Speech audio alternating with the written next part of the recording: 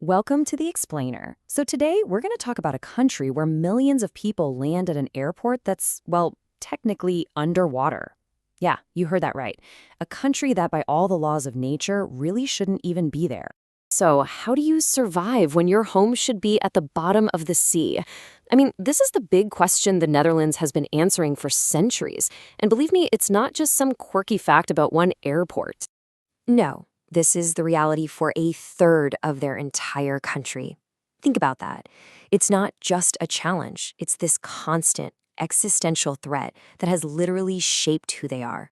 And here's the crucial part. We're not talking about empty fields here. We're talking about major cities, critical infrastructure, Amsterdam. Millions of people flying into Schiphol Airport every single year are landing on what used to be the bottom of a lake. So how on earth did they do it? Right. How is this even possible? Well, the answer is one of the most ambitious, most sustained engineering projects in all of human history. We're talking about a centuries-long war against the water itself. See, the Dutch didn't just play defense against the water. They went on the attack. They literally created new land called polders using this simple but honestly brilliant process. First, you build a dike to surround a big chunk of water. Then you use those classic windmills we all know as giant pumps to drain it all out. And boom, you've got a brand new patch of fertile land that just happens to be below sea level. And this just shows you the sheer scale of their ambition. I mean, we're not talking about a small field here. They built an entire province, Flevoland, which is now home to almost 500,000 people, all on what used to be the seafloor. Just try to imagine that. It's like lifting a whole city and plonking it down on brand new land. Now, this battle has been going on for centuries, and it's been marked by some absolutely devastating disasters, but also some incredible triumphs. In 1953, a huge flood killed over 1,800 people just overnight. It was a national trauma, a real turning point. And that tragedy led them to build the Delta Works, this massive interconnected system of dams and storm barriers that's so amazing, some people call it one of the 7 wonders of the modern world. Okay, so here's where it gets really interesting. This skill they developed, tackling this huge existential threat, it became like a national pattern. It became their go-to formula. Find a disadvantage and then turn it into a profitable advantage.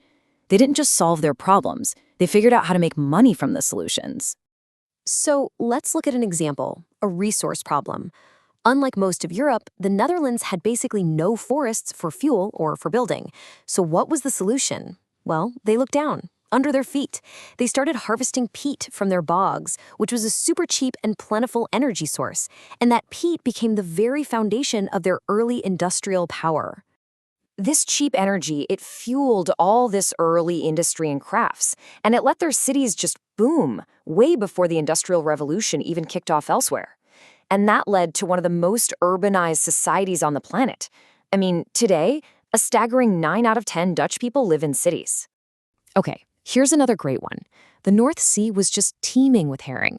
But the thing is, it was this bitter, kind of smelly fish that spoiled so fast it was pretty much worthless. It was this resource that nobody wanted. But then, the solution came from just one fisherman who came up with a revolutionary way to gut and salt the fish right there on the boat. And this one innovation, it was a total game changer. Suddenly, herring was a delicacy, served on royal tables all across Europe. This one fish fueled a massive shipbuilding industry. It meant they needed a navy to protect their fleets, and at their peak, the Dutch controlled 80% of Europe's entire herring trade. There's even a saying that the city of Amsterdam is built on herringbones. But here's a fun twist. That new polderland, the stuff they so brilliantly reclaimed from the sea, well, a lot of it was too salty and dense to grow important crops like grain. So what was the solution this time? They didn't try to fight the land, they adapted to it. They planted things that would actually thrive there, like lush grass for cattle and, you guessed it, flower bulbs. And the legacy of that one decision is just incredible. It led directly to what they're famous for today, a world leader in flowers, amazing dairy products like Gouda and Edam cheese, and even beer, which, fun fact, was originally brewed as a backup plan when the grain crops failed. So you see, this isn't just a bunch of lucky breaks. It really points to this deep-seated national mindset, a whole way of thinking. And it's perfectly captured by a concept from, of all places, the world of sports.